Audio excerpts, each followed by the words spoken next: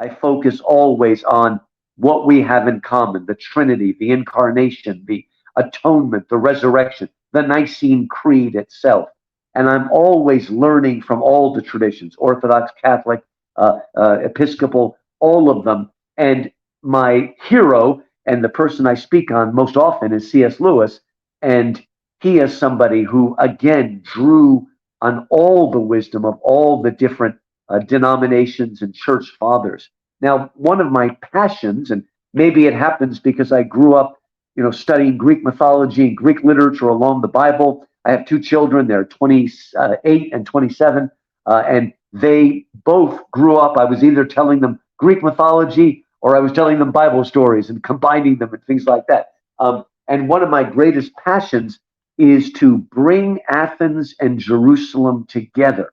Now, when we use that phrase, Jerusalem means our Judeo-Christian heritage, whereas Athens means our Greco-Roman heritage. And what I'm saying, and I'm not the only one, C.S. Lewis, Milton, Dante, so many people, what they're saying is that we can bring those two mighty streams together. In fact, the Western world, Europe and then America, is a product of that serendipitous crossing of the Judeo-Christian and the Greco-Roman. Now, there are many, for instance, in the European Union, who would like to deny that, but it is who we are.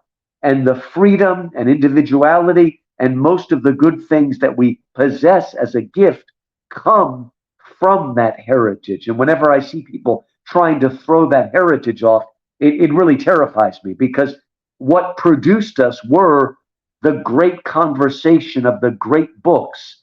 And it's only that conversation that allows us the freedom to actually criticize that tradition. But if we throw out the tradition altogether, Nicola, we're not going to be able to continue that conversation. And in fact, you had shared with me that you're from Serbia. And like I said, my family's from Greece. And of course, there's Macedonia.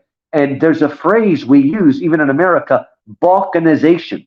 And what that means is when the common enemy is taken away, whether those are the atheists or the Muslims, the Ottoman Empire, everybody breaks into their little camps and attacks each other. And I really fear that we will see that in our country. We're seeing it already. And if we want to draw ourselves together, we obviously need Christianity and Christ, but we need the wider, great conversation that begins with the Iliad and the Odyssey and the 5 books of Moses and proceeds forward for 3,000 plus years. And if we lose that conversation, we lose with it the ability to communicate, the logic, the reason, the disputation that allows us to grow and communicate and move forward. And I am always, in almost all my books, in one way or another, and positioning myself in there. How do we bring the two together? And the other question is, how can a Christian who believes that the Bible is the Word of God, that Christ was born, died, and rose again, what can someone like myself learn from pagan writers? Now, when I say pagan, I'm not talking about college frat boys here. I'm talking about the pre-Christian Greeks and Romans, the virtuous pagans, as Dante called them: Homer, Virgil, Plato, Socrates, Aristotle, Cicero, Aeschylus, Sophocles, Euripides, Ovid. These are Herodotus, Thucydides. These are the virtuous pagans that church fathers have learned from for thousands of years.